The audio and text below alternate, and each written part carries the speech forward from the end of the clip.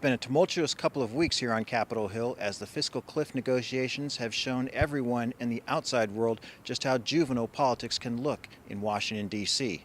But in addition to the larger tax rate debate for individuals, two important tax provisions for the energy industry were also part of the final package. Thanks to the votes of Democrats and Republicans in Congress, I will sign a law that raises taxes on the wealthiest 2% of Americans, while preventing a middle-class tax hike that could have sent the economy back into recession. The fiscal cliff negotiations were initially supposed to bring about new cuts to cherished constituencies.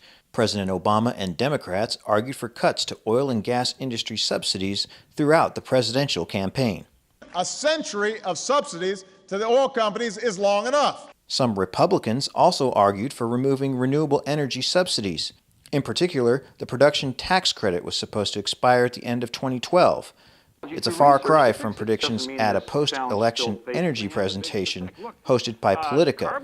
I think there's a widespread sentiment in the House that, look, let's just get rid of all incentives. The production tax credit is now slated to expire at the end of 2013. According to Politico, the bill was changed so that any project that has begun construction by the end of this year will qualify for the credit, rather than just projects that are operational by the 2013 deadline.